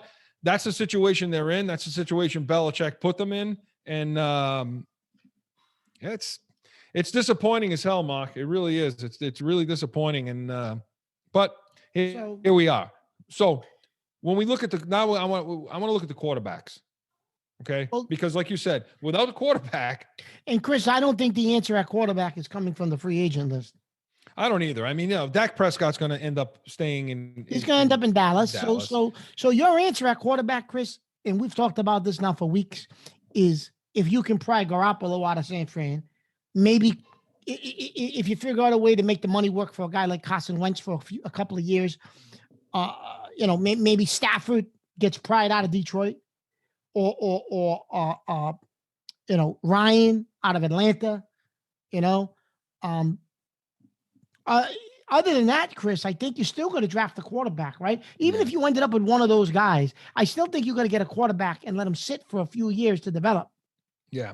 And we have a message in chatting in our little friend Olivia from Arizona. Chat is typed in and basically said, no Newton, new quarterback. I have to take a nap. Can't call today. Go Pats. Olivia, I love Olivia. Our biggest fan is Olivia. And I agree with Olivia. No Newton. I agree with her. Olivia's taking a nap, so she can't call in today, but she let us know no Newton. No Newton emphatically. No I love Newton. It. No Newton. So I think that's all we need. I think the Patriots should bring a little Olivia on to start making some of these decisions over there. Mark, listen, it depends on how you and by the way, with Wentz, it depends on how you look at Wentz. But the Wentz money, most people when you bring up Wentz from Philadelphia, and the fact that they're bringing back that coach, I think means that he's done. Out. He's not coming back. He will not. He already basically said he wants out of this, but because they've made the decision to bring the coach back. Right. And so when you look at Wentz, I think the misconception out there is, well, you can't afford him. You can't afford Wentz. You can't afford that contract. This is how that contract breaks down. Next year, you'll have to pay him $25 million under that contract. Which Chris, that's the going rate if you want a top quarterback. That's what Phillips Rivers is making. Yeah. Make it $25 million. That's what, so you have to pay him $25 million. And then my understanding is he's owed three. He has 3 more years, I think, and it's $75 million. So it's a little shade under that. So it's a little less than that number every year. It drops a little bit going forward. So it's not that he's not affordable. He's well, Chris, affordable. If he comes in and gives you the MVP year that he gave you when he was with, the year everyone said he was going to be the MVP and he got hurt. If he can come in and be that Carson Wentz, if you surround, but again, you're gonna have to surround him with weapons, Chris. Nobody's gonna come in and play with the guys we got. No, but I think that's clear. I mean, that's been made clear. And look, if Belichick's nothing else, I mean, we're coming down pretty hard on Belichick, and we should. I mean, the buck stops there, right? But I have to believe that Belichick's an intelligent enough human being, given what he's done for 20 years, to be able to sit down, look at his roster, assess the roster, and say, I really screwed up here. I friggin' screwed up here. I mean, the guys I got on this team are just not talented enough. I can't imagine that he's that gone. Is that so far gone, drinking his own Kool-Aid, that he thinks he's going to make players out of all these guys? If he is, then we need to move on from the coach, don't you think? Yeah. I mean, I can't, Listen, Chris, I've just listen. Last year I lost my mind during the draft because they didn't take a wide receiver in all 7 rounds. I lost my mind.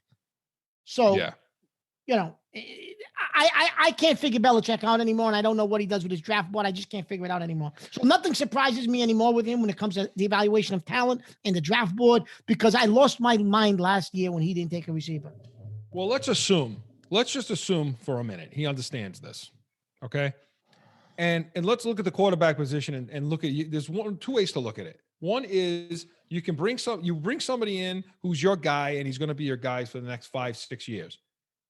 That's out there that you can maybe trade for somebody like that. Or you bring a guy in that's a bridge guy to whoever you draft. Yeah.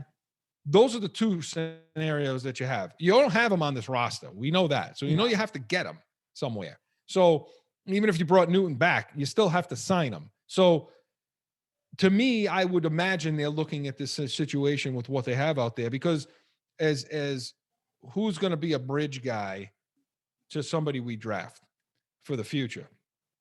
Now, Garoppolo, when you look at a guy like Garoppolo and Stafford that you have to actually trade to get, now you're in a situation where you're looking at the draft saying, well, okay, I can't trade up in the draft to get anybody if I want to trade to get one of these guys. So if my idea was to try to trade to get Garoppolo or trade to get Stafford or Wentz or somebody like that I have to now give up capital to get, well, I can't give up too much capital, because if I want to trade up and get a quarterback in the draft, I can't give away my capital in trying to get one of these bridge guys. You see, so that's the kind of situation they're in right now.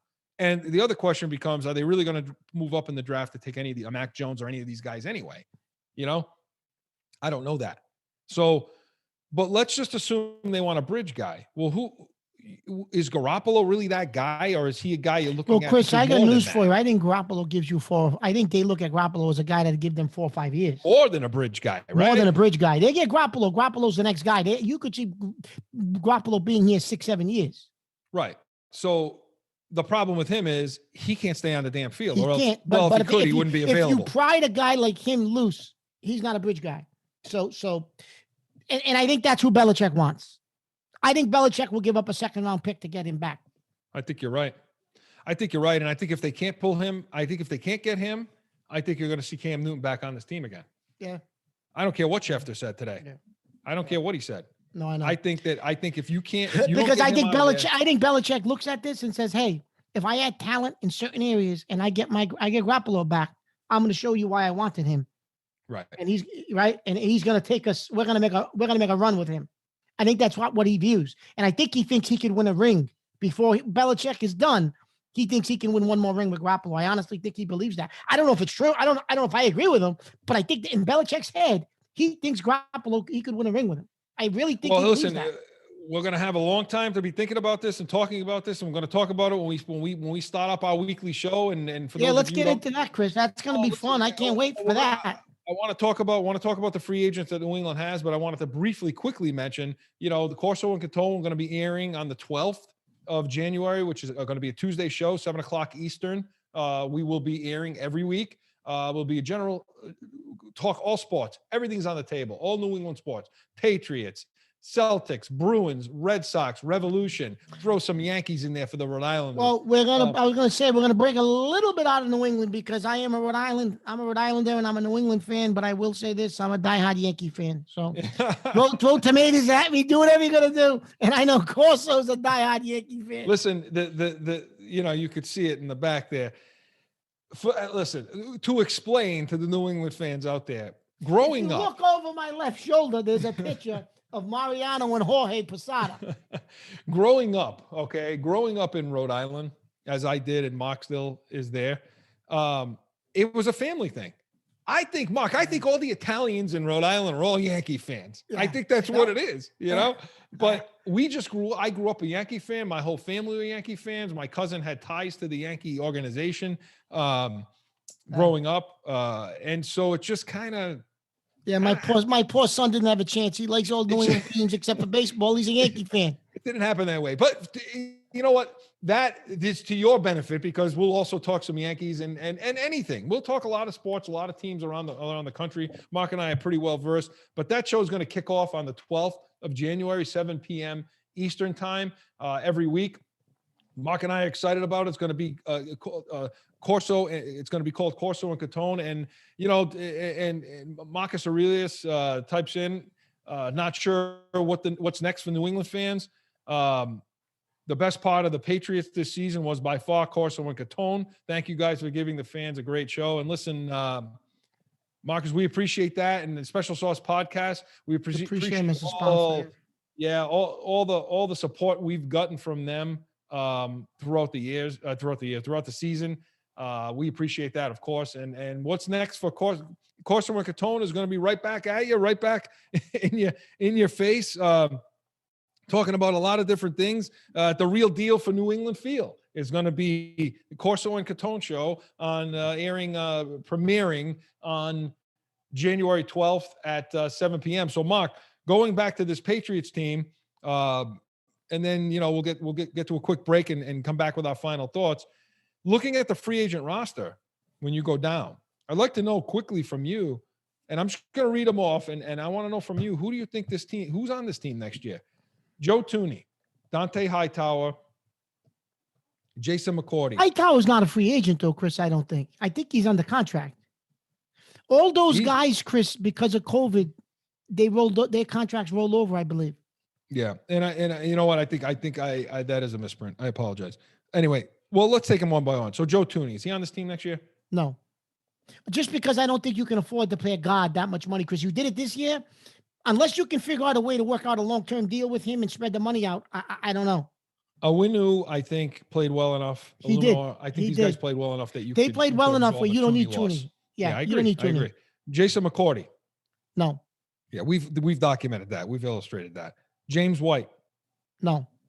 And I agree. I think Belichick himself talked very highly of that kid Taylor this week in a press conference, and I think that was the handwritings on the wall there that he's going to give him the opportunity next year. Yeah, I agree.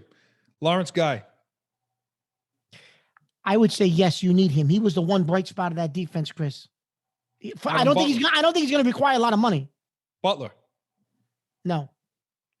So one of those two guys. One of them's got to go, and I think I would say Butler. Butler was undisciplined at times this year. Yes, he was. I think he was offsides twice last week. Remember, you went crazy. Yeah. David Andrews. Yes, you got to sign him. That's somebody I think they'll pay. He's a linchpin down there. You got to sign him. Rex Burkhead. Remember him? If you get him for a veteran minimum, maybe they'd bring him back, but I don't see it. I don't either. I think there's plenty of other options out in the league. Illuminor. Yes. I agree. And I think that'll be the guy they bring back to replace Thuney. Yep. John Simon. No. Absolutely. Are you kidding me? Okay. Cam Newton, we talked about. We talked about Newton. And by the way, I think Newton is going to end up on this team if they don't get Garoppolo out of San Francisco. Yeah. Terrence Brooks. He's a special teams guy. He played all right in spots, but I would say no. The money would have to be really right. Real cheap. Demir Bird. No. He didn't show me enough, Chris. He didn't show me enough. You have to revamp that entire. Yeah, he didn't show me enough, Chris. You got to get rid of him. He's nothing. Cody Davis. Nah. Calhoun. Nah. Justin Bethel. Yeah, he's a core special teamer, especially because I think Slater might retire, Chris. So Bethel would assume being the captain on that special teams unit. Yep. Brian Hoyer. Gone. No. Nick Folk. Well, or do you go get a kid from like Alabama where he hit 49 in a row? Well, Chris, listen. First of all, I just want to mention this, and this is Folk was actually real consistent. Folk had a good year, but this burns me up. And I was talking yesterday about this with my son. Was it yesterday? No, New Year's Day with my son. We were watching the Georgia game, and I said to him, we couldn't even evaluate the kicker position, correctly in this past draft. The best kicker in the college football last year was Blankenship from Georgia. Yeah. And who did we take in the draft? Some guy with a racist tattoo on his arm. Blankenship gets drafted after we took that stiff from Marshall, and Blankenship is like 24 for 27 field goals with Indy. Like, we didn't even evaluate that correctly, Chris. Yeah. You're talking about the guy with the glasses? Yeah. But he was the best kicker in college football last year, and you don't draft him. He was on the board. Yeah. We could have had these. We could have all got these glasses this year. And been in support of Blankenship. That would have been his look. Yes. Right? Yep. Listen, Yeah, Mark, the draft But will Folk, continue. getting back to Folk, he could come back, Chris. He's not going to cost you a lot of money, and he was consistent. He was consistent. Skipping down some of these guys, Copeland, Brandon Copeland.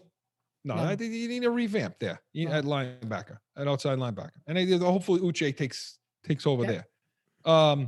Skip. Dietrich Weiss.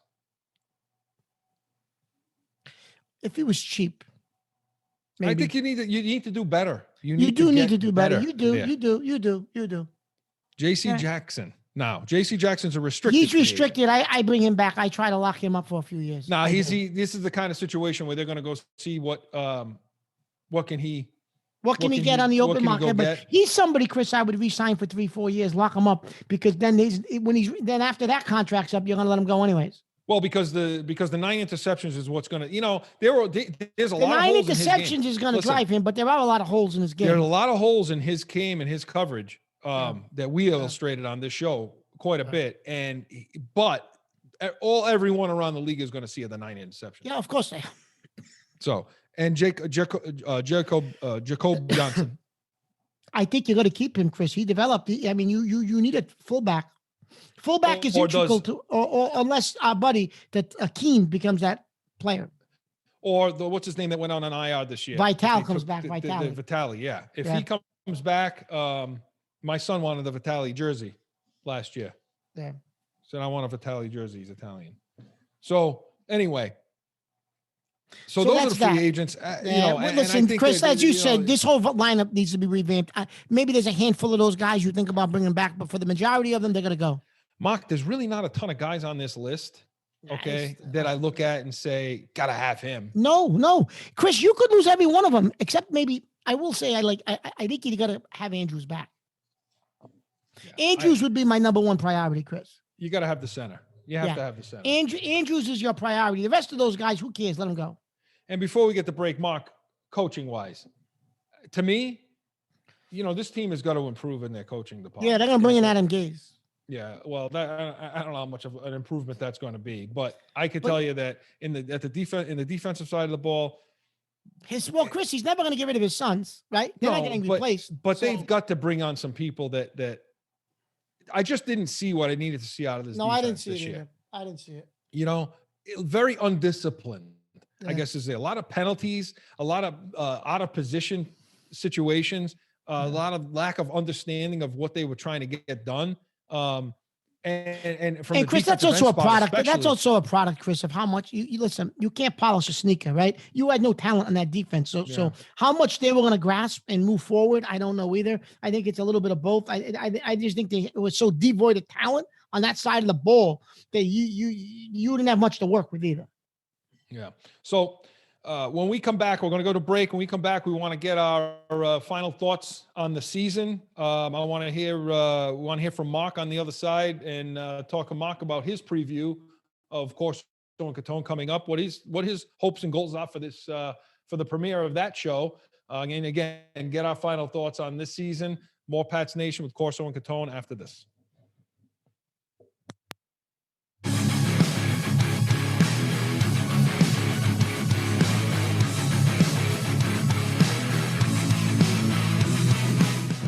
How do I get to the point where I understand my passion enough to communicate it outward and dial myself in so that I can craft my own sauce? But you don't have anyone that's going to give you the right advice. Now you do. We've been discussing where we live and what areas do we want to always talk about. And really, it's startup, it's finance, and drive. We are Special Sauce Podcast.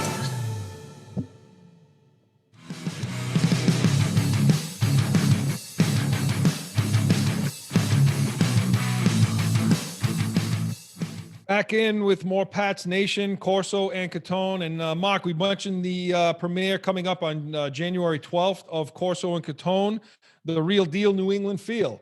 Mark, what are your thoughts? What do you think? Tell us all. Well, people want to know what you think about this entire venture going forward.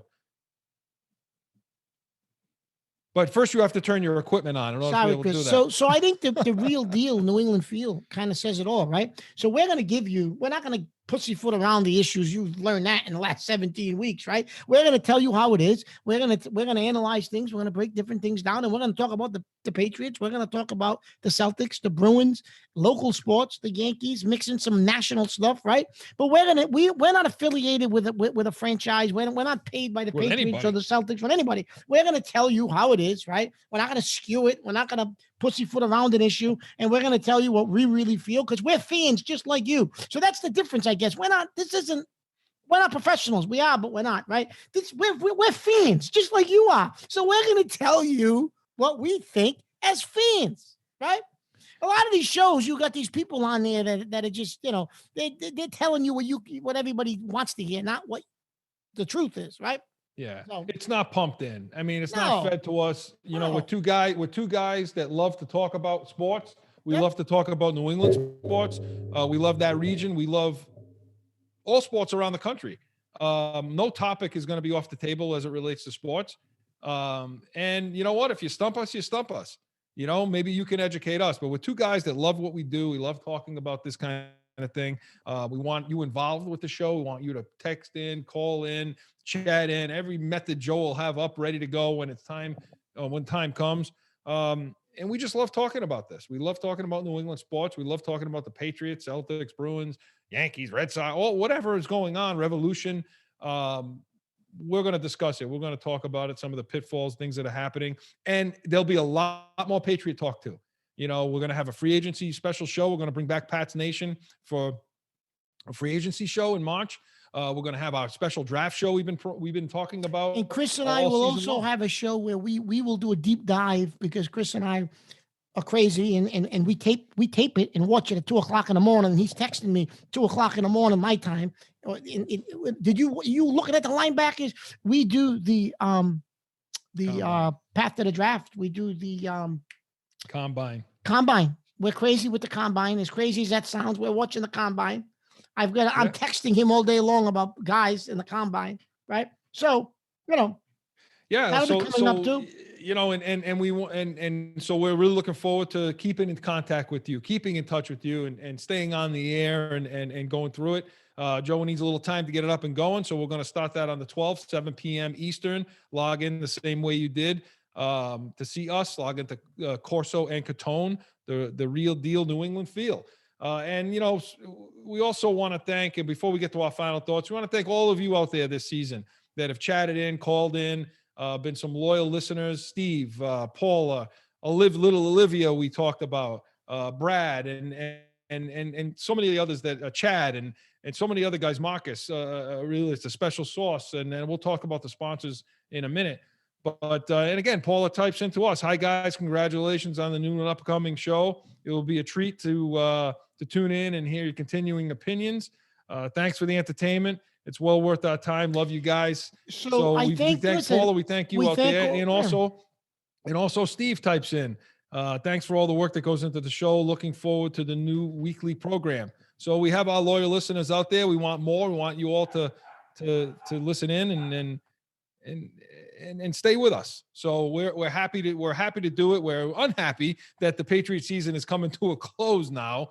Wish we had a couple more weeks left, at least 3 more, that we could be talking to you guys, especially in this kind of a crazy year that it was of 2020 now to 2021, in dealing with sports. And what's it going to look like in 2021? What's the landscape of sports going to look like? What's the landscape of football going to look like? We're in uncharted territory and uncharted waters. Mark and I are hopefully going to guide you through that with some entertaining insight.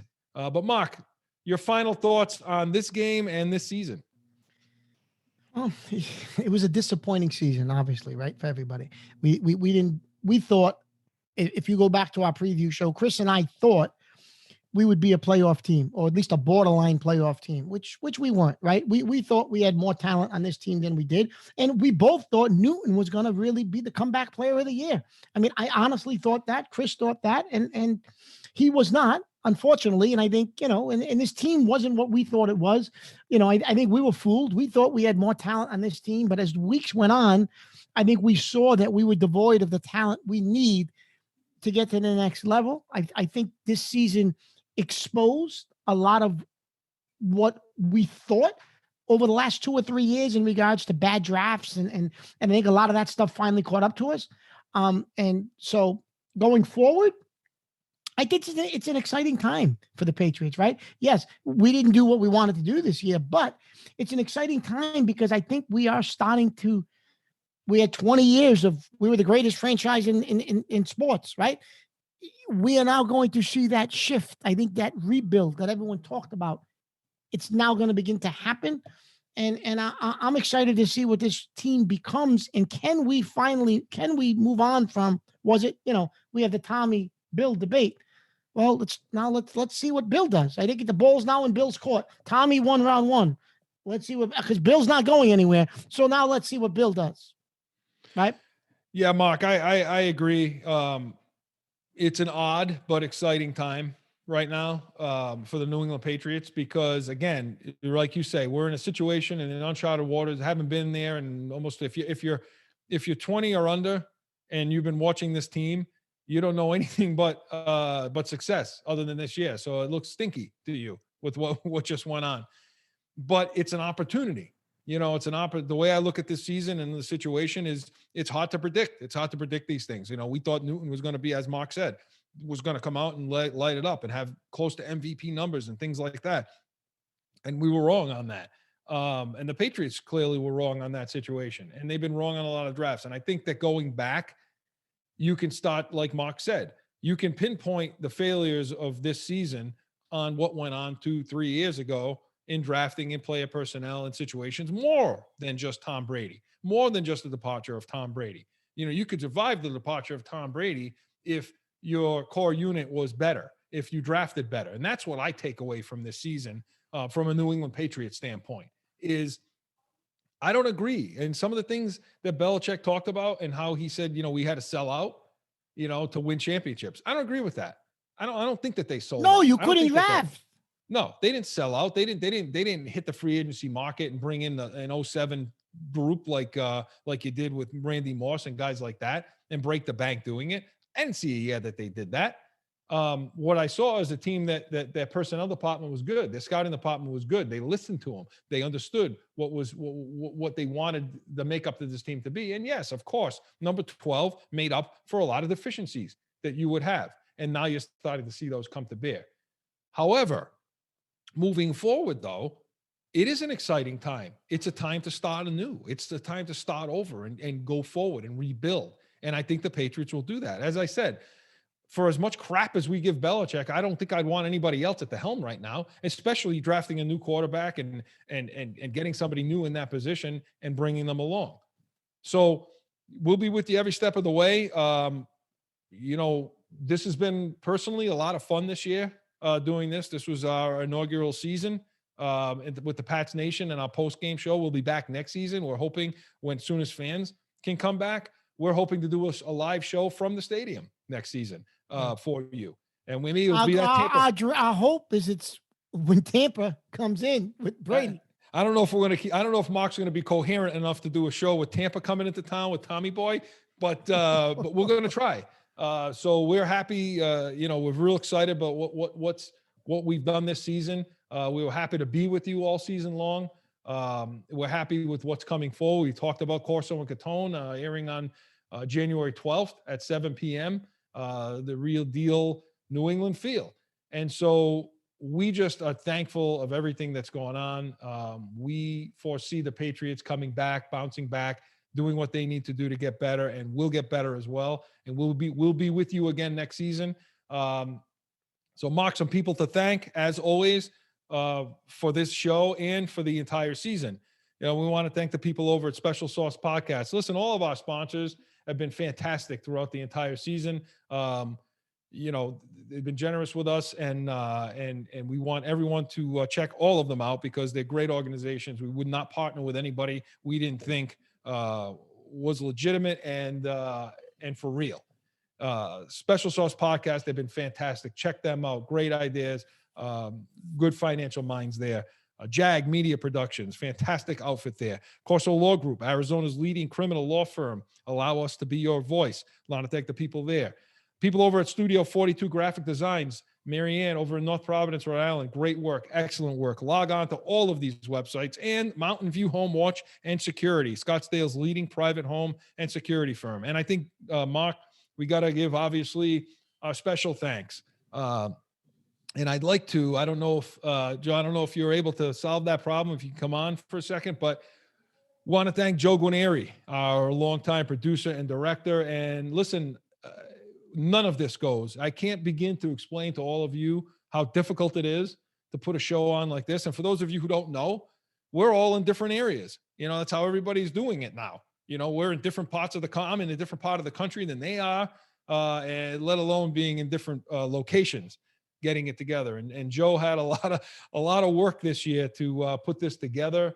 Took a long time to do, and he's real good at what he does over at Jag Media Productions. And so, Joe, we want to really thank you for all the work you've done, everything you've put in, and we look forward to many, many more shows with you, helping us along the way. I know Mark's tough to he's throwing his equipment around and dropping it everywhere. Listen, I don't know if I'm tougher when we're losing or when we're winning. I don't know, because I get crazy when we're in playoff games too.